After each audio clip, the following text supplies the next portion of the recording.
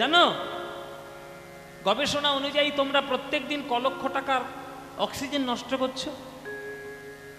গবেষণা করে দেখা গেছে, যখন এই করোনায় যখন সব লোক হসপিটালে ছিল, তখন যখন অক্সিজেনের অভাব হয়েছিল না, তখন এই বড় গবেষণা হয়েছিল যে এক একটা মানুষ প্রত্যেক দিন প্রায় 1.25 লক্ষ টাকার অক্সিজেন গ্রহণ করে।